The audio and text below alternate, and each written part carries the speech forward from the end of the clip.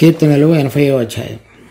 ఇశ్రాయేలునకు కాపరి చెవియొగ్గుము, మందవలె యోసేపును నడిపించువాడా, కెరూబుల మీద ఆసీనుడైన వాడా ప్రకాశింపుము. ఎఫ్రాయిము, బెన్యామీను, మనష్షే అను వారి ఎదుట నీ పరాక్రమమును మేల్కొల్పి మమ్మను రక్షింపరము. దేవా, చెరలో నుండి మమ్మను రప్పించుము. మేము రక్షణ నొందినట్లు నీ ముఖకాంతి ప్రకాశింపచేయము. యెహోవా, సైన్యములకు అధిపతియగు దేవా, నీ ప్రజల మనవి ఆలకింపక నువ్వెన్నాళ్ళు నీ కోపము పొగరాజనిచ్చెదవు. కన్నీళ్లు వారికి ఆహారముగా ఇచ్చుచున్నావు, విస్తారమైన కన్నీళ్లు నీవు వారికి పానముగా ఇచ్చుచున్నావు. మా పొరుగు వారికి మమ్ము కలహ కారణముగా చేయుచున్నావు. ఇష్టం వచ్చినట్లు మా శత్రువులు మమ్మను అపహాస్యము చేయుచున్నారు. సైన్యములకు అధిపతియగు యెహోవా, చెరలో నుండి మమ్మను రప్పించుము. మేము రక్షణ నొందినట్లు నీ ముఖకాంతి ప్రకాశింపచేయము. నీవు ఐగుప్తులో నుండి ఒక ద్రాక్షావల్లిని తెచ్చితివి. అన్యజనులను వెళ్ళగొట్టి దానిని నాటితివి. దానికి తగిన స్థలము సిద్ధపరిచితివి. దాని వేరు లోతుగా పారి అది దేశమంతటా వ్యాపించును. దాని నీడ కొండలను కప్పెను. దాని తీగలు దేవదారు వృక్షములను ఆవరించెను. దాని తీగలు సముద్రము వరకు వ్యాపించెను. యూఫ్రటీసు నది వరకు దాని రమ్మెల వ్యాపించెను. త్రోవన నడుచువారందరూ దాన్ని తెంచివేయినట్లు దాని చుట్టూనున్న కంచెలను నీవేల పాడు చేసితివి. అడవి పంది దాన్ని పెకిలించుచున్నది. పొలములోని పశువులు దాన్ని తినివేయుచున్నవి. సైన్యములకు అధిపతియగు దేవ, ఆకాశంలో నుండి మరలా చూడుము. ఈ ద్రాక్షావళిని దృష్టించుము. నీ కుడి చేయి నాటిన మొక్కను కాయము. నీ కొరకు నీవు ఏర్పరచుకొనిన కొమ్మను కాయము. అది అగ్ని చేత కాల్చబడి ఉన్నది, నరకబడి ఉన్నది. నీ కోపదృష్టి వలన జనులు నశించుచున్నారు. నీ కుడి చేతి మనుషునికి తోడుగాను, నీ కొరకై నువ్వు ఏర్పరచుకున్న నరునికి తోడుగాను నీ బాహుబలం ఉండునుగాక. అప్పుడు మేము నీ యొద్ద నుండి తొలగిపోము. నీవు మమ్మను బ్రతికింపము. అప్పుడు నీ నామమును బట్టి మేము మొరపెట్టుదము. యెహోవా, సైన్యములకు అధిపతియగు దేవా, చెరలో నుండి మమ్ము రప్పించము. మేము రక్షణ నొందినట్లు ముఖకాంతి ప్రకాశింపచేయము. ఈ కీర్తన 80వ అధ్యాయం రచయిత ఆసాపు అని మనం పైన వక్కణంలో చదువుతున్నాం. తర్వాత షోషాన్ని అనేటువంటి దాన్ని మాటకు అర్థం షారోను పుష్పము అనే అంతకుముందు కూడా కొన్ని కీర్తనలు ఉన్నాయి. అది 60వ అధ్యాయం, 45వ అధ్యాయం.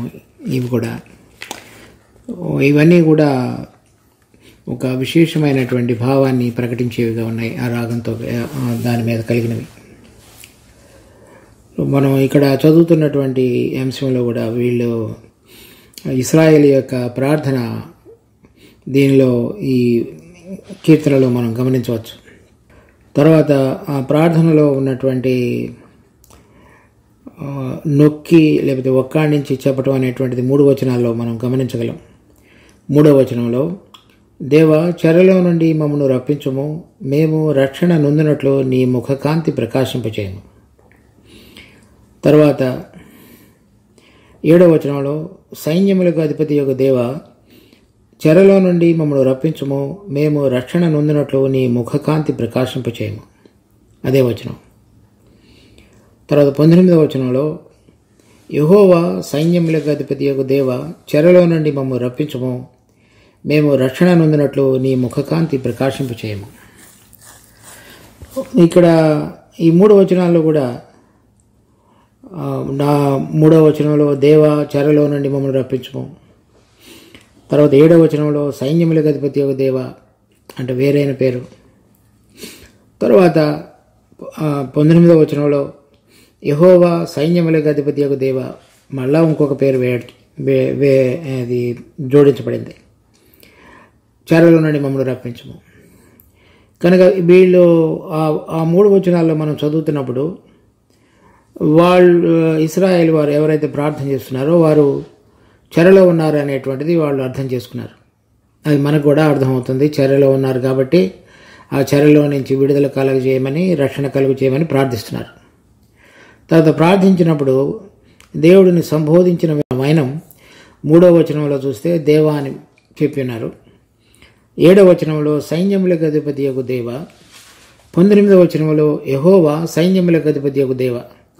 సో ప్రతిసారి మెట్టుకి దేవుడి యొక్క నామాన్ని వేరైన విధంగా పలుకుతూ ఆ పేరులో కలిగినటువంటి విశిష్టతను వారు గుర్తు చేసుకుంటూ ప్రభువుని వారికున్న పరిస్థితుల్లో నుంచి విడుదల కలుగు చేయమని కోరుతూ వచ్చారు. 3వ వచనంలో 7వ వచనంలోనూ 19వ వచనంలోనూ వారి ప్రార్థన మనం చూస్తున్నాం. తర్వాత దానిలో వాడబడినటువంటి 3వ వచనంలో వాడబడిన దేవ, తర్వాత 7వ వచనంలో సైన్యములకు అధిపతియగు దేవ, తర్వాత 19వ వచనంలో యెహోవా సైన్యములకు అధిపతియగు దేవ. ఈ దేవ అనేటువంటి మాట హీబ్రీ భాషలో ఎలోహిం అని రాయబడింది. ఎలీహిం ఎవరైతే ప్రేమామయుడు, సమస్తమునకు సృష్టికర్త, అన్నిటినీ తన మాట యొక్క మహత్తు ద్వారా నిర్వహించుతున్న దేవుడుగా మనం ఆదికాండం 1వ అధ్యాయంలో దేవుడు అనే మాటకు బహువచనంలో అంటే తండ్రి, కుమార, పరిశుద్ధాత్మ దేవుల త్రియేక దేవుడిగా ఆదికాండం 1వ అధ్యాయంలో ఆ పేరును గురించిన వివరణ మనం చూస్తాం. తర్వాత 7వ వచనానికి వచ్చేటప్పటికి సైన్యములకు అధిపతియగు దేవ అనగా ఆయన పరలోకములో ఉన్నటువంటి సైన్య సమూహానికి అధిపతి అని, అనగా యుద్ధం చేసి తాను సృష్టించినటువంటి సృష్టిని అంతటినీ కూడా విడిపించడానికి సామర్థ్యం కలిగిన దేవుడిగా ఈ ప్రార్థన చేసేటువంటి ఇశ్రాయేలు జనాంగం ఆయనను గుర్తిరిగి ఆయన సైన్యముతోటి వచ్చి వారికి విడుదల కలుగు చేయాలనేటువంటి ఆశ కలిగి ప్రార్థించుతున్నట్లుగా మనం గమనిస్తున్నాం. తర్వాత 19వ వచనంలో వాడబడిన మాట యెహోవా, అది ఇంగ్లీష్లో రాయబడినప్పుడు లార్డ్ అని రాయబడినది, తెలుగులో చక్కగా యెహోవా అని రాసి ఉన్నారు. ఆ మాటకు అర్థం ఏంటంటే దేవుడు ఎలోహిం అనే మాట లేక దేవా అని మనం చదివినప్పుడు అది దేవుడు ప్రేమామయుడిగా మనం చూడగలుగుతున్నాం. యెహోవా అనే మాటకు అర్థం ఏంటంటే ఆయన నీతిని ప్రేమించువాడు, పరిశుద్ధుడు అని అర్థం. తర్వాత ఆ యెహోవా అనే మాటలో ఉన్నటువంటి హోవా, అది ఆ మాటకు అర్థం ఏంటంటే ఆయన సదాకాలం ఉన్నవాడు, లేకపోతే తనంతట తానుగా తనలో జీవము కలిగి మార్పు లేక నిన్న నేడు నిరంతరము ఏకరీతిగా ఉన్నాడని అర్థం. ఆయన నీతిని ప్రేమించి పరిశుద్ధతను ధరించుకుని మార్పు చెందని స్వభావం కలిగిన వాడిగా ఉన్నాడని యెహోవా అనే మాటకు అర్థంగా మనం చూడవచ్చు. ఈ 2 మాటలు అంటే దేవుడైన యెహోవా అనే మాట చూడండి, ఆదికాండం 2వ అధ్యాయంలో మొట్టమొదటిసారి వాడబడింది. 4వ వచనం, దేవుడైన యెహోవా భూమిని ఆకాశమును చేసిన దినమందు భూమి ఆకాశములు సృజించబడినప్పుడు వాటి ఉత్పత్తి క్రమము ఇదే. తర్వాత 7వ వచనంలో దేవుడైన యెహోవా నేలమంటితో నరుని నిర్మించి, 8వ వచనంలో దేవుడైన యెహోవా తూర్పున ఏదోనులో ఒక తోట వేసి, 9వ వచనంలో మరియు దేవుడైన యెహోవా చూపునకు రమ్యమైనది.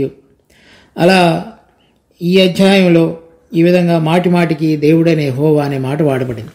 ఇక్కడ మనం చూసినటువంటి ఈ కీర్తన 19వ అధ్యాయంలో ఆ 2 మాటలు అంటే యెహోవా సైన్యములకు అధిపతియగు దేవ, ఆ 2 మాటలు కలిపి వాడబడ్డాయి.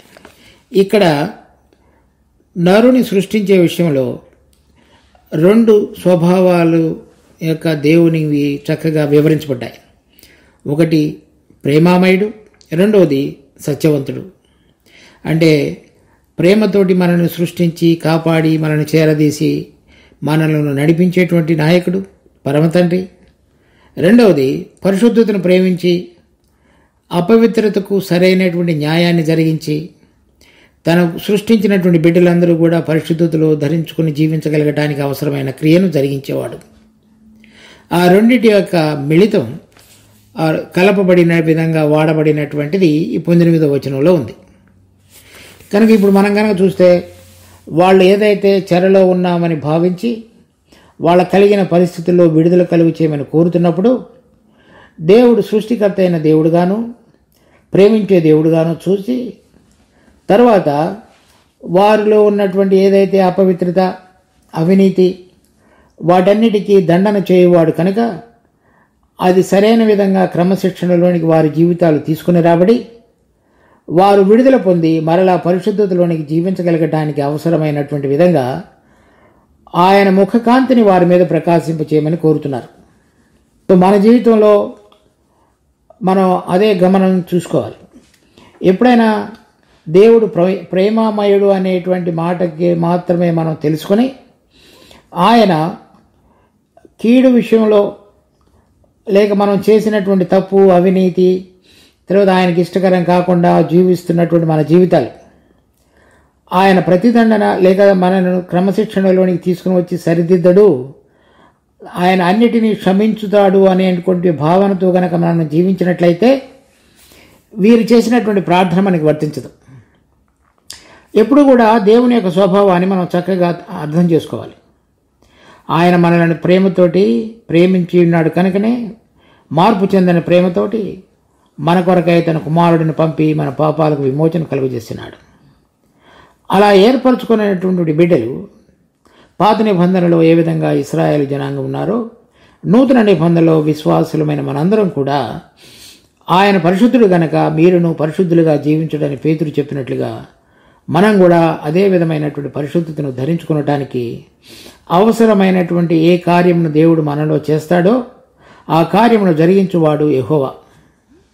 ఆ విషయాన్ని మనం గమనించి దాని ప్రకారంగా వాళ్ళు ప్రార్థించినట్లుగా మనం కూడా మన జీవితంలో ప్రేమామయుడు గనక మన పాపములను క్షమించడం మాత్రమే కాకుండా మనలో ఉన్నటువంటి ఆయనకు ఇష్టకరం కానటువంటిది పడిపోయిన మనుషుని యొక్క పాత స్వభావాన్ని కత్తిరించి పరిశుద్ధతలోనికి తీసుకుని రావడానికి దేవుడు తీసుకుని వచ్చేటువంటి ప్రతి మార్గాన్ని మన జీవితంలో జరిగించేటువంటి వాడు యెహోవా. ఆ విషయాన్ని మనం గమనించి ఆ రెండింటి యొక్క కలపబడినటువంటి ఆ పేరు యొక్క సరైనటువంటి పేరుని మనం అర్థం చేసుకుని మన జీవితంలో ఆయన యొక్క పనులను మనం చక్కగా కార్యమును మనలో జరగనివ్వటానికి మనం సంసిద్ధతను వ్యక్తం చేసినప్పుడు ఈ ప్రార్థన మనది కూడా కాగలుగుతుంది. సో వీరు మనం 79వ కీర్తనలో యెరూషలేము పాడుదిబ్బలుగా చేసి ఉన్నారని, తర్వాత అన్యజనులు అపవిత్రపరిచి ఉన్నారని, పరిశుద్ధాలయాన్ని వారు రకరకాలైనటువంటి సందర్భాలలో ఆ కీర్తన పాడి ఉండవచ్చని మనం గమనించాం. అదే సందర్భంగా మరి వీరిలో కూడా ఇప్పుడు 80 కీర్తన రాయబడినటువంటి సందర్భంలో కూడా వారికి ఏదైతే చెరగా అనిపించి ఉంటుందో లేక బబులోనికి పట్టబడినటువంటి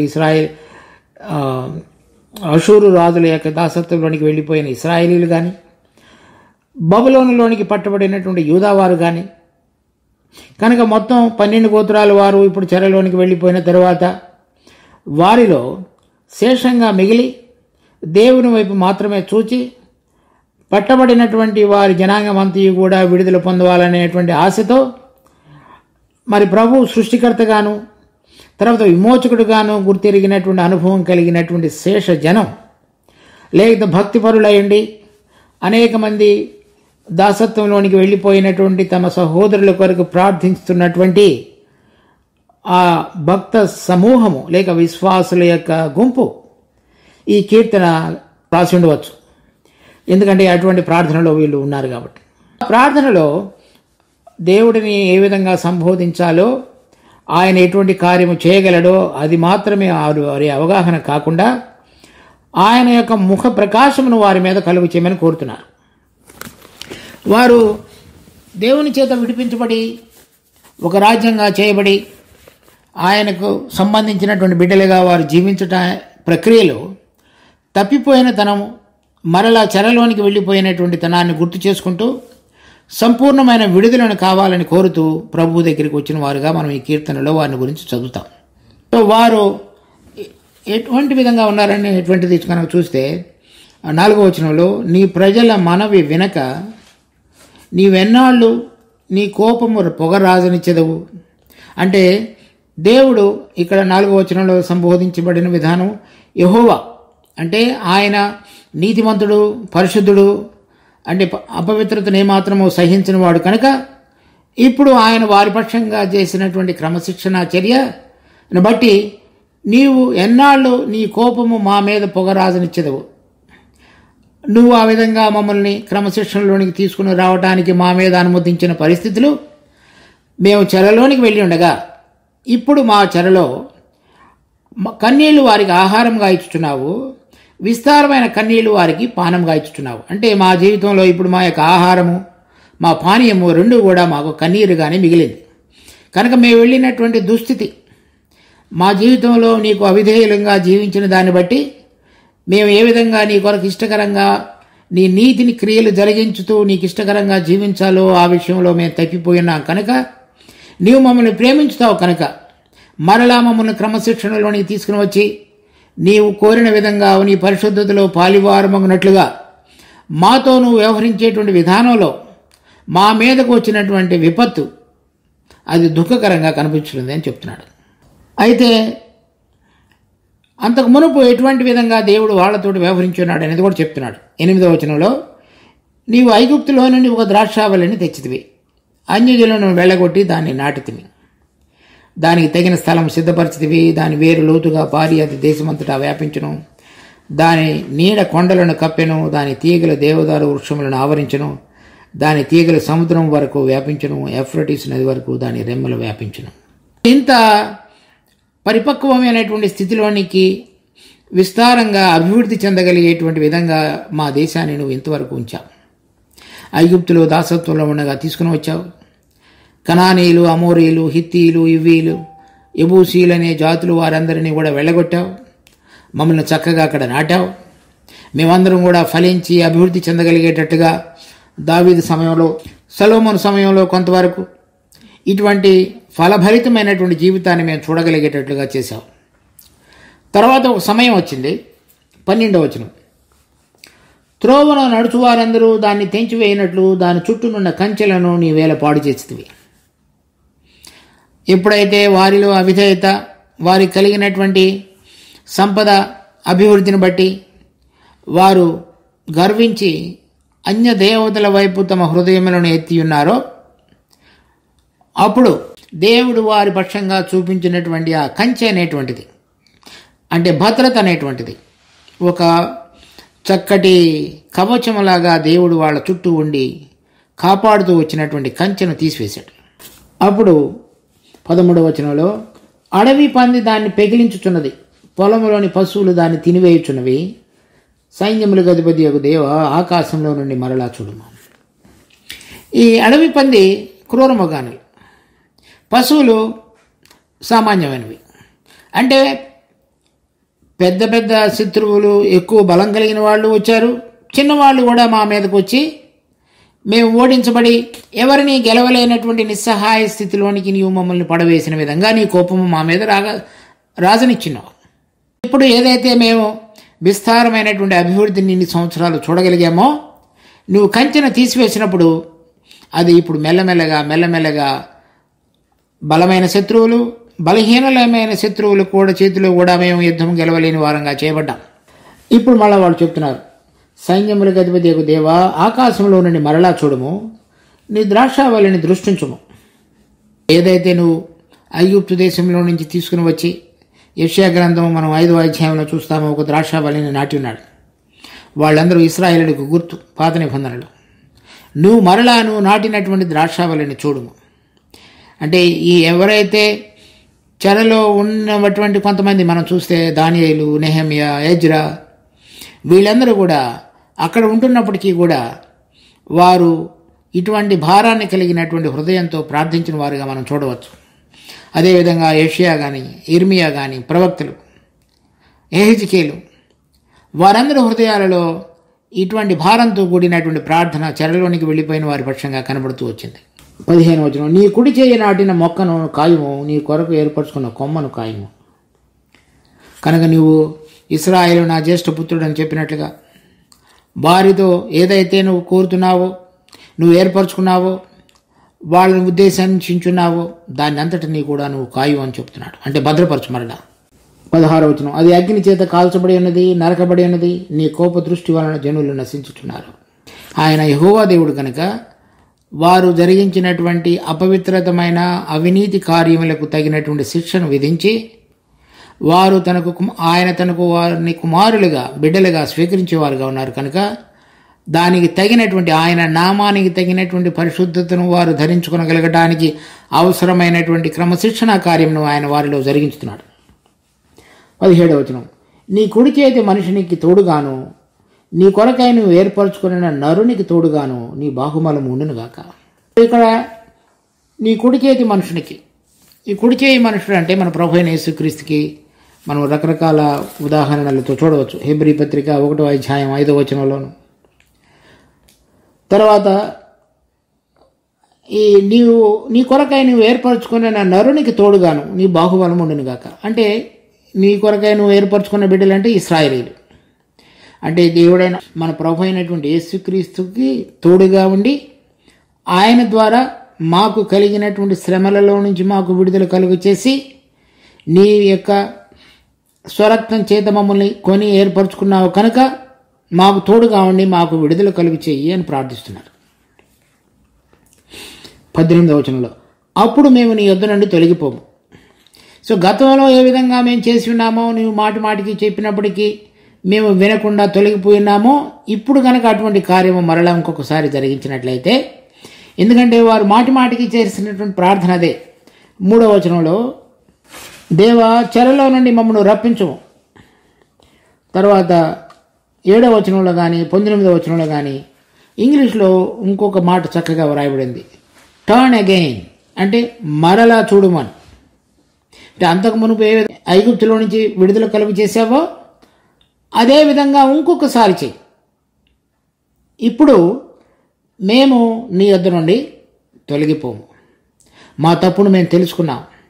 నువ్వు ఎటువంటి పరిశుద్ధతను మేము ధరించుకోవాలని కోరుతున్నామో, ఎందుకనగా పరిశుద్ధత లేకుండా నీ సన్నిధిలో మేము జీవించలేం కనుక అది మేము ధరించుకొని నీ సన్నిధిలో నిలబడి స్థిరపడినట్లుగా ఇంకొకసారి మా మీద దృష్టి ఉంచి నీ ముఖ ప్రకాశము మా మీద కనపరిచి మమ్మల్ని నడిపించు అని అడుగుతున్నాడు.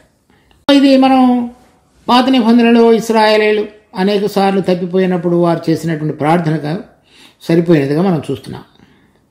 అదే మనకు విశ్వాసులమైన మనకు కూడా వర్తించేదిగా ఉన్నది.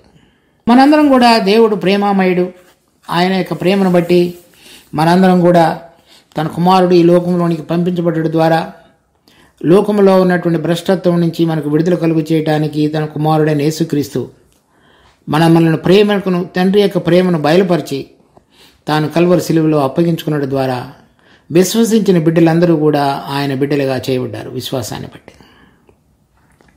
శరీర సంబంధంగా మనం ఈ లోకంలో ఉన్నటువంటి స్వభావాన్ని ధరించుకొని పుట్టినప్పటికీ ఆత్మలో వెలిగించబడట చేత దేవుడు ఆత్మ కనుక ఆత్మలో వెలిగించబడి ఆయనను విశ్వసించిన వారందరూ కూడా ఆయన పిల్లలుగా పిలువబడటానికి ఆయన అధికారం అనుగ్రహించున్నాడు.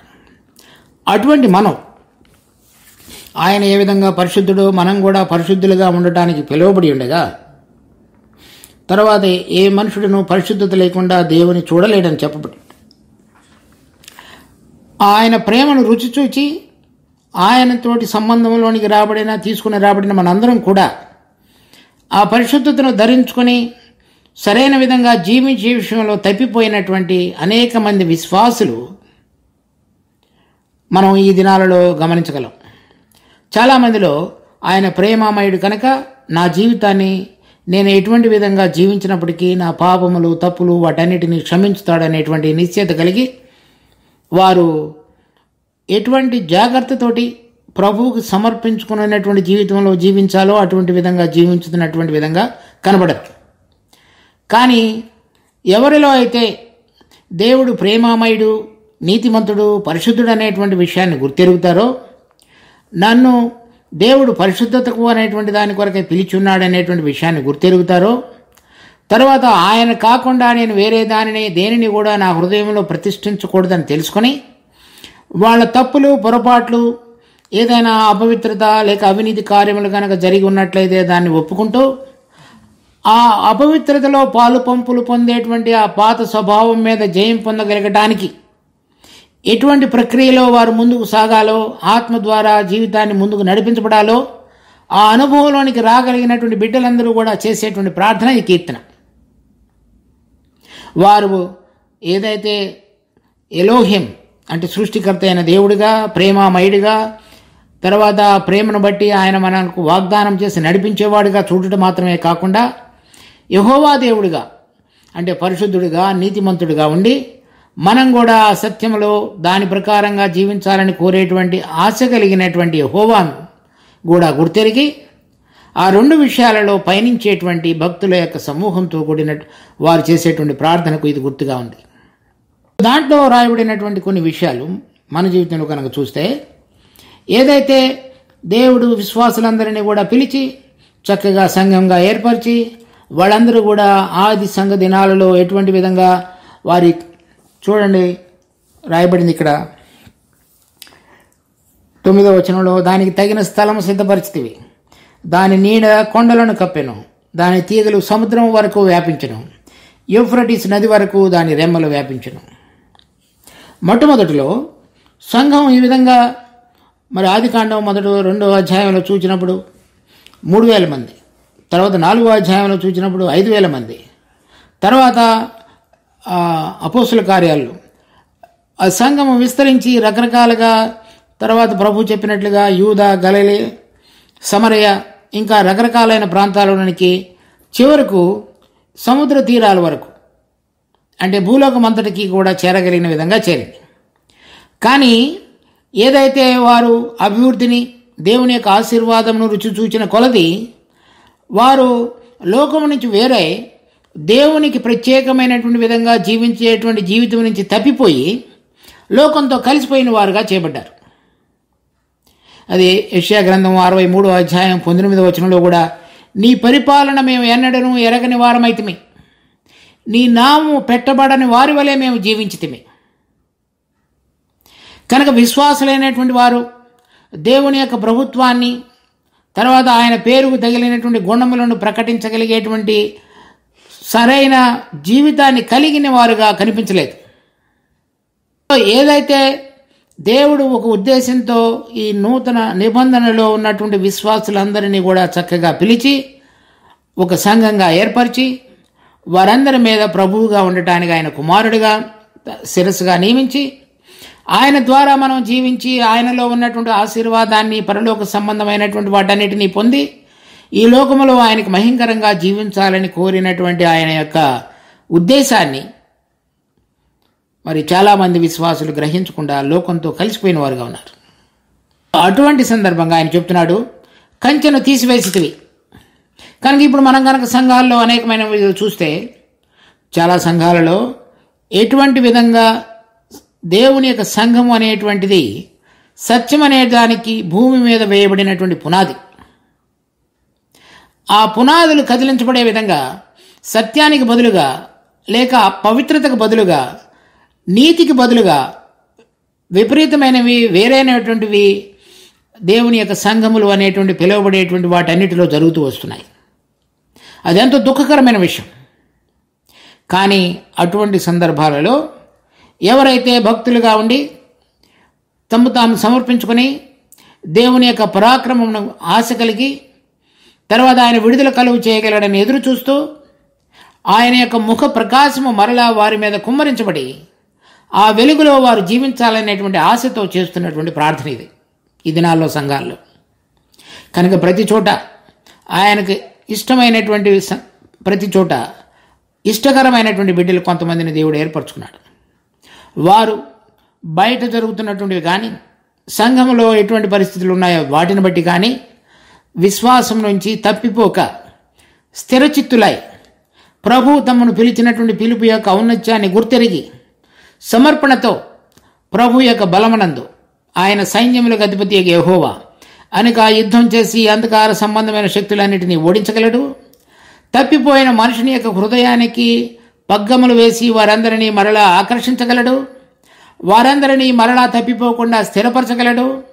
అటువంటి విధంగా వారందరి మీద తన ముఖ ప్రకాశాన్ని కుమ్మరించగలడు. ఆ అనుభవంతో, ఆ ఆశతో వారు ప్రార్థిస్తున్నట్టుగా మనం గమనిస్తున్నాం. కనుక ఈ దినాలలో విశ్వాసులంగా పిలువబడినటువంటి మనందరం కూడా ఆ దినాలలో వారు తప్పిపోయినటువంటి జీవితాలు మనము వారికి చూసి నేర్చుకోగలిగే విధంగా ఉదాహరించబడ్డాయి.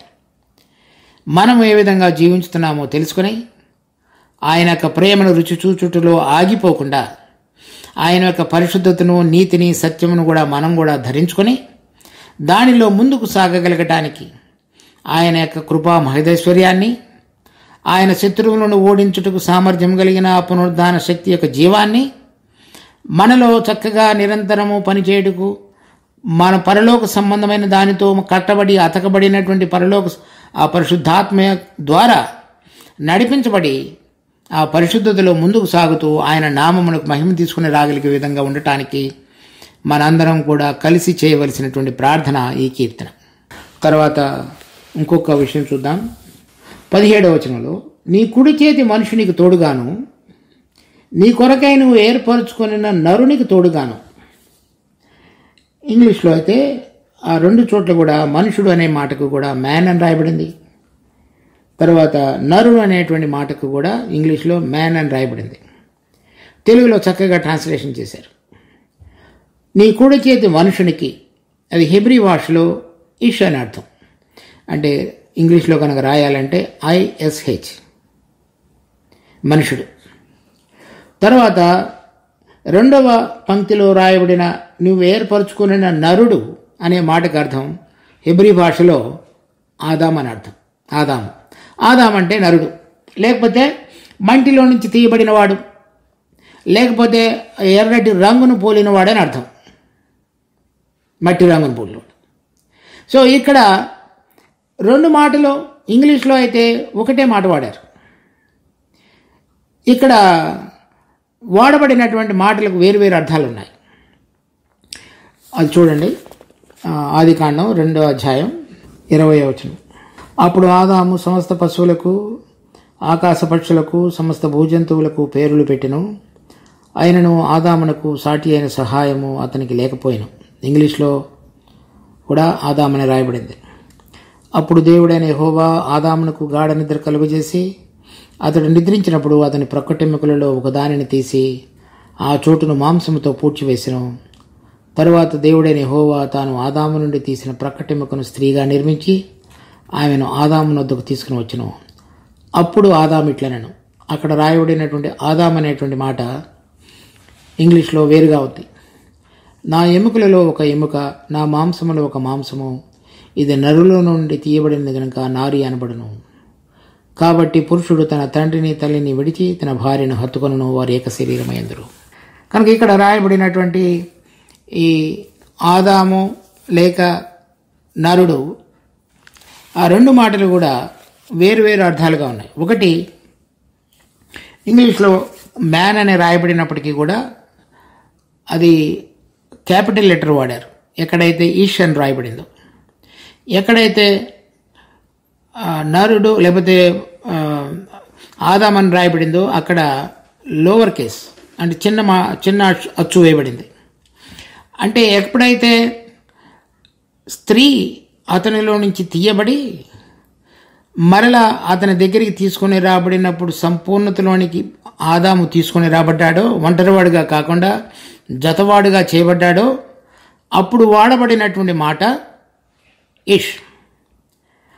అంతకు మునుపు అతడు ఒంటరిగా ఉన్నప్పుడు వాడబడినటువంటి మాట ఆదాం లేకపోతే మ్యాన్.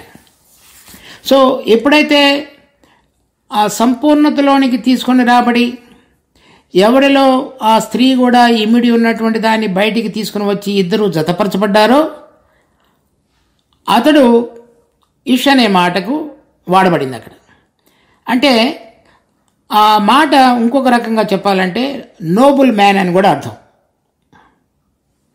సో 2వ మాట ఇక్కడ పైన వాడబడిన నీ కుడి చేతి మనుషుడు అంటే ఎంతో ఘనత కలిగినటువంటి మనుషుడు. ఎప్పుడు అతనికి భార్య కూడా ఉంది. ఆ భార్యను తీసుకుని రావడానికి అతడు ఏదైతే దుఃఖం లేకుండా వెళ్ళాడో అతడు ఆ భార్యను పొందగలిగే విధంగా అతనిలో నుంచి తీయబడిన పక్కటి ఎముకతోటి నిర్మించబడిందో అప్పుడు అతడు ఇష్ లేకపోతే మనుషుడిగా చేయబడ్డాడు. తెలుగులో ట్రాన్స్లేషన్లో అంటే సంపూర్ణంగా ఘనత కలిగిన వాడిగా చేయబడ్డాడు. ఇప్పుడు ఇక్కడ మనం చూస్తున్నటువంటి 17వ వచనంలో నీ కుడి చేతి మనుషునికి, ఇప్పుడు మనుషుడు అనేటువంటి మాట ప్రభువైన యేసుక్రీస్తు. మనం ఇక్కడ రాయబడింది, మనం హెబ్రీ పత్రిక 1వ అధ్యాయం 5వ వచనంలో చూసినప్పుడు అక్కడ ఇప్పుడు చెప్పబడుతున్నటువంటి సంఘానికి మనం పోల్చుకుంటున్నప్పుడు ఈ వచనాలు మన ప్రభు అయిన యేసుక్రీస్తు తను మనం ప్రేమించి మనం పరిశుద్ధంగా జీవించగలగటానికి మొదట పాపాలు క్షమించబడటం మాత్రమే కాకుండా మనము ఆయనతో పాటు రాబోయేటువంటి దినాల్లో మరి పెండ్లి కుమార్తెగా చేయబడేటువంటి దర్జాలోనికి స్థితిలోనికి రాగలగటానికి ఆయన మనలను ప్రేమించి చనిపోయి తన్ను తాను సమర్పించుకొని ఆయన జీవాన్ని మనకు అనుగ్రహించి దానిలో మనం పోషించబడి ఆయన యొక్క రూపు అందములోనికి తీసుకొని రాబడి ఆయన పోలికలోనికి తీసుకొని రాబడినటువంటి వాడు అని అర్థం. సో ఇప్పుడు అతనిని బట్టి ఎవరైతే మమ్మల్ని ప్రేమించాడో, మమ్మల్ని హత్తుకున్నాడో, మమ్మల్ని పెళ్లి కుమార్తెగా రాబోయే దినాల్లో తీసుకొని పోతున్నాడో ఆయనను బట్టి నీ కుడి చేతి మనుషునికి తోడుగా, అంటే ఆ కార్యమును విడిచిపెట్టకుండా మేమందరం కూడా రక్షణ పొంది ఆయనతో పాటుగా రాబోయే దినాలలో జతపరచబడి మహిమలో పెళ్లి కుమార్తె యొక్క దర్జాలోనికి రాగలిగే విధంగా నువ్వు మాకు తోడుగా ఉండి మాకు విడుదల కలుగుచే. అంతవరకు 17వ వచనం 2వ లైన్లో నీ కొరకై నువ్వు ఏర్పరచుకున్న నరునికి తోడుగా. మేము మామూలు మనుషులం, మాలో మా అంతటగా మేము జయించగలగటానికి కావలసిన సామర్థ్యము శక్తి లేదు. కానీ మాకు నువ్వు తోడుగా ఉండి నీ పునరుద్ధాన బలం వెలిగించబడిన మాలో బలంగా పనిచేసి మరి పరలోకము నుంచి పంపబడినటువంటి నీ పరిశుద్ధాత్మ దేవుడు మాలో అప్రతిహతంగా జీవించడం ద్వారా, నివసించడం ద్వారా మేము చక్కగా మరి బలాన్ని పొంది నీ వైపు తిరిగి నిన్ను హత్తుకుని జీవించగలిగేటువంటి ధన్యతలోనికి మమ్మల్ని నడిపించు అని ప్రార్థిస్తున్నాడు. చక్కగా మనం దేవుడు మన పక్షంగా కలిగినటువంటి ప్రేమను మాత్రమే రుచి చూడకుండా ఉండుటలో ఆగిపోకుండా పరిశుద్ధతను కూడా ధరించుకుంటూ నీతి క్రియలు జరిగించిన వారమై ఆయనతో పాటు రాబోయే దినాలలో ఏలగలగటానికి పనికొచ్చేటువంటి స్థితిలోనికి రాగలిగేటట్లుగా మనము మన జీవితాలను సరిదిద్దుకుంటూ జీవించటానికి దేవుడు మనందరికీ కృప చూపించునుగాక. ప్రార్థించుకుందాం. మా జీవం కలిగిన తండ్రి, మీరు ఇచ్చిన ఈ వాక్య భాగాన్ని బట్టి ఎంతో వందనాలు. మరి విశ్వాసులంగా ఈ దినాలలో మమ్మల్ని పిలిచిన పిలుపు యొక్క ఔన్నత్యాన్ని, మీ కుమారునితో కూడా కలిసి సహపాలివారంగా చేయబడినటువంటి స్థితిని మేము గుర్తెరిగి రాబోయే దినాలలో ఆయనతో పాటుగా కలిసి మేము సంపూర్ణంగా చేయబడి ఆయన శిరస్సుగా మేము శరీరం, ఆయన పెండ్లి కుమారుడిగా మేము పెండ్లి కుమార్తెగా అటువంటి దర్జాలోనికి రావటానికి ఎటువంటి స్థితిలోనికి మేము రావాలో, పాపము, అవినీతి, అపవిత్రత అనేటువంటి చెరలో ఇంకనూ మేము విశ్వాసులంగా జీవించేటువంటి సందర్భాలు, పరిస్థితులు లేక మా సొంత స్వభావం ఎప్పుడైతే మమ్మల్ని లాగుతున్నదో దాన్ని అంతటి నుంచి కూడా మాకు విడుదల కలుగు చేసి మరి సమస్తం యొక్క లోపరుచుకుని జాలిన మీ శక్తి ద్వారా మేము ఆ పరిశుద్ధతలో పాలివారమగుటకు మా జీవితాలలో అనుమతించి మీరు నిర్ణయించేటువంటి ప్రతి పరిస్థితిలో మేము చక్కగా జీవించగలగటానికి కావలసిన కృపను ప్రసాదించు. నీకు ఇష్టకరమైన విధంగా జీవించగలిగేటువంటి ధన్యతలో మమ్మల్ని ఉంచు. కనుక ఈ వాక్యమును మా జీవితాల్లో అన్వయించుకుని జీవించగలుగుటకు కావలసిన కృపను ప్రసాదించు. మా రక్షకుడు ప్రభు అయిన యేసు నామమున అడిగి వేడుకుంటున్నాం తండ్రి. ఆమేన్.